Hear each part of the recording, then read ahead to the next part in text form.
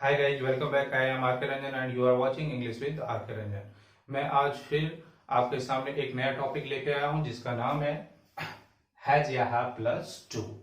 तो आज इस वीडियो में मैं हैज या हैव प्लस टू के बारे में टोटल कॉन्सेप्ट के बारे में डिस्कस करूंगा।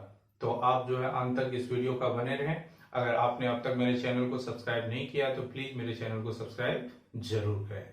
तो चलिए हम देखते हैं हैज या हैव प्लस टू।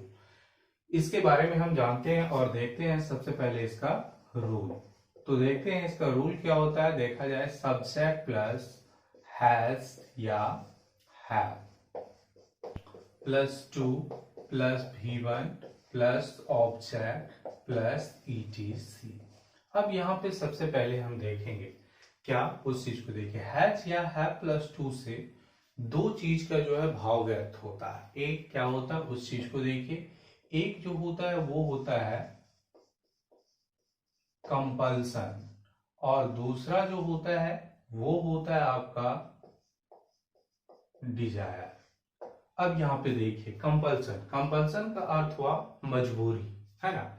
और डिजायर, डिजायर का अर्थ क्या हुआ, चाह या इच्छा।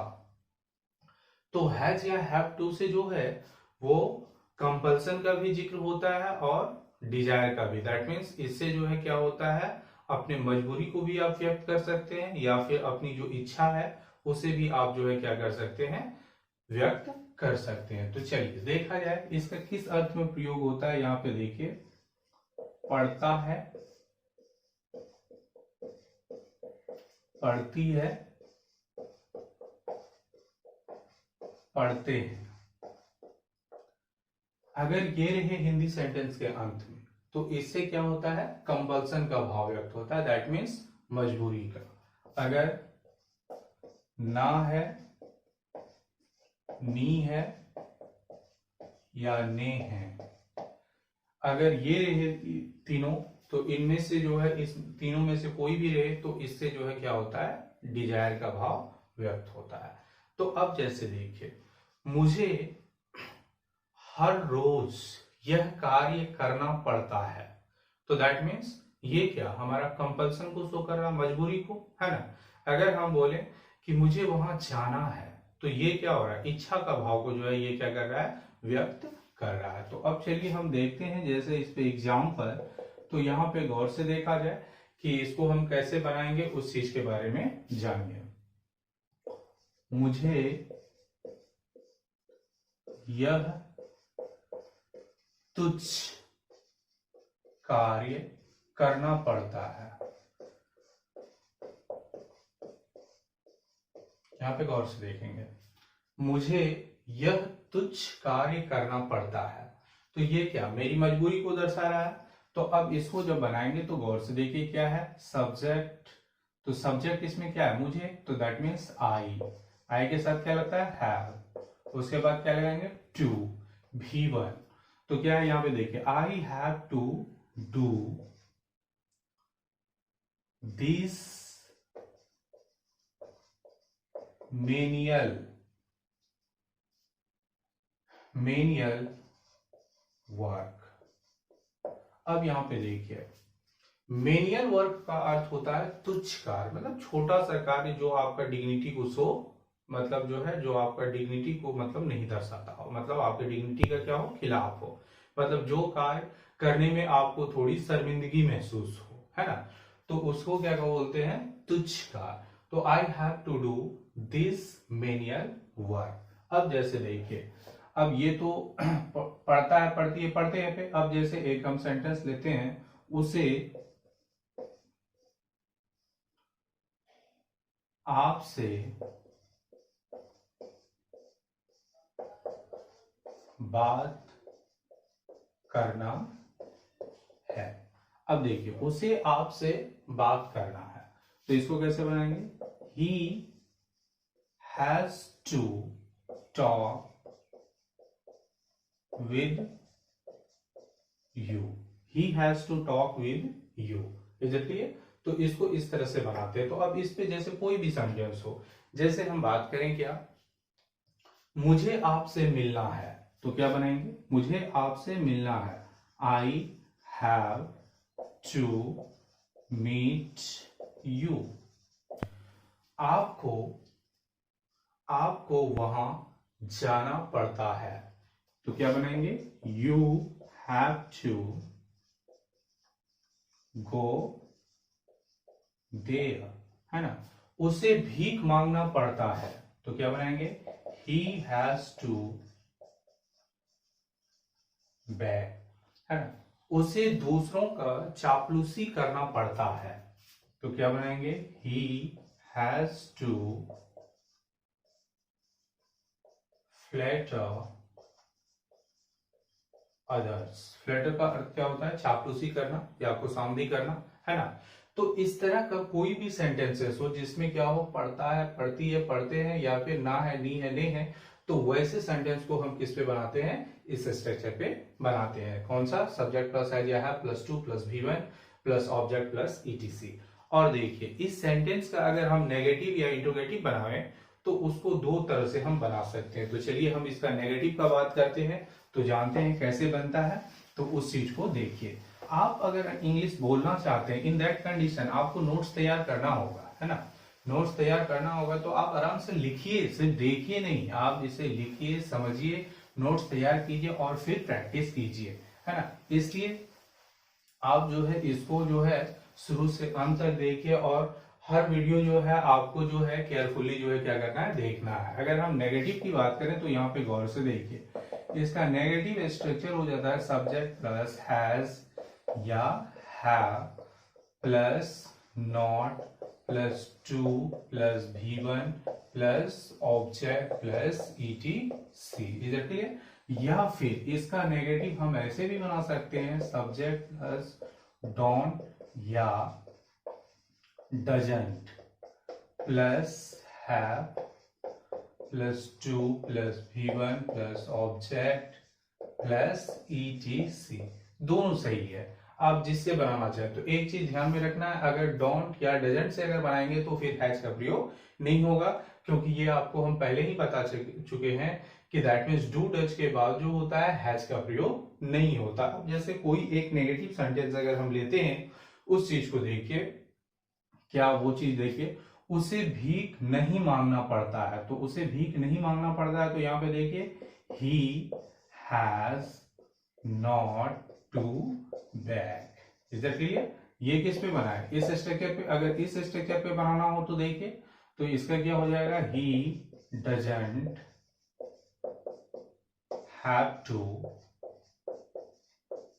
बैग। Is that clear? तो इस तरह से भी आप जो है इसको बना सकते हैं। जैसे कुछ नेगेटिव सेंटेंस हम लेते हैं और देखते हैं उसे हर रोज पैदल स्कूल नहीं जाना पड़ता है। तो गौर से देखिए, उसे हर रोज पैदल स्कूल नहीं जाना पड़ता है, तो देखिए he doesn't have to go to school. He doesn't have to go to a school on foot daily. Is that clear? तो go on foot का अर्थ क्या होता है? That means पैदल चलना, पैदल जाना। तो यहाँ पे इसको ऐसे भी बना सकते थे, he has not to go to school on foot daily. Is that clear? तो अब जैसे अगर मान के चलें, उसे हर रोज डांट सुनना पड़ता है, तो गौर से देखिए, उसे हर रोज डांट सुनना पड़ता है, तो ही हैज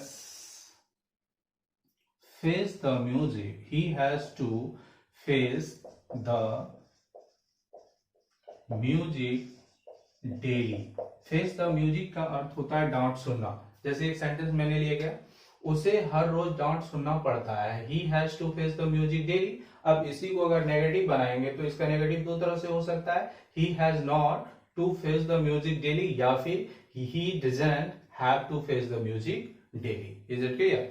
तो इस तरह से ना है, नी है, ने है, या पढ़ता है, पढ़ती है, पढ़ते हैं वाले का टोटल सेंटेंस हम जो है क्या कर सकते हैं? बना सकते हैं। अब इसका हम अगर नाउन वाला स्ट्रक्चर का बात करें तो देखा जाए कि इसमें अगर नाउन है, दैट मीन्स बनना है ना, तो उस सेंस में जो है हम कैसे इसका यूज करेंगे उस चीज के बारे में हम जानते हैं। तो जैसे देखा जाए, हम एक नाउन वाला रूल लिखते हैं, सब्जेक्ट प्लस हैज या have plus to plus be plus noun या फिर एडजेक्टिव। इधर क्लियर। तो अब यहाँ पे देखिए कि इसका जो यूज होगा वो किस अर्थ में होगा, वो चीज हम लोग जानते हैं। जैसे बनना है, बनना है, इस सेंस में जो है इसका यूज किया जाता है। जैसे अगर हम बोलें क्या, उसे एक डॉक्टर बनना है, तो क्या होगा, he has to be a doctor. Is it clear. अगर इसी में रहता कि उसे एक डॉक्टर नहीं बनना है, तो क्या बनाएंगे, he doesn't have to be a doctor। Is that clear?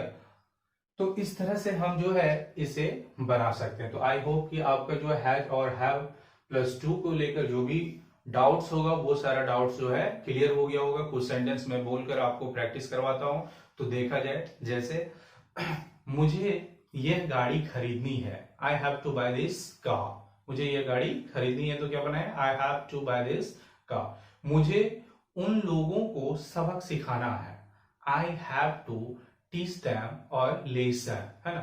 उसे भीख मांगने, उसे हर रोज भीख मांगना पड़ता है, he has to beg daily. क्या आपको बाजार जाना है, do you have to go to market या डेली, या सपोज कीजिए ऐसे, क्या उसे बाजार जाना है, do you have, does he have to go to market. इसका क्या बनेंगे, does he have to go to market, क्या उसे बाजार जाना है। अगर इसी में हम चाहते तो डज का प्रयोग न करके इसको हैव से भी बना सकते थे, has he to go to market. Clear.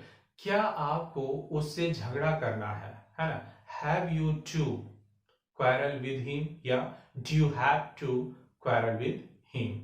उसे एक नेता बनना है, he has to be a leader. मुझे एक पत्र लिखना है, I have to write a letter. आपको एक प्रेम पत्र लिखना है, you have to write a love letter. उसे एक आवेदन लिखना है, he has to write an application. आपको एक आवेदन क्यों लिखना है, why do you have to write an application. Is it clear. तो अब जैसे मान के चलिए, अगर हम बोले हमें अंग्रेजी सीखना है, we have to learn English, we have to learn English. मुझे प्लेन उड़ाना सीखना है, I have to learn take off the plane. Is that clear. तो इस तरह का कोई भी सेंटेंसेस होगा तो हम उसे इजीली जो है इस प्रकार से क्या कर सकते हैं, बना सकते हैं। तो आई होप कि आपको जो है मेरा ये वीडियो जो है पसंद आया हो, है ना। अगर आपको मेरा ये वीडियो पसंद आया है तो आप प्लीज मेरे इस वीडियो को लाइक करें, इसे शेयर करें जहां जितना से जितना हो सके, और इसमें कमेंट करें। और अगर आपने अब तक मेरे चैनल को सब्सक्राइब नहीं किया है तो प्लीज मेरे चैनल को सब्सक्राइब जरूर करें। फिर मिलते हैं नेक्स्ट वीडियो में। Thank you.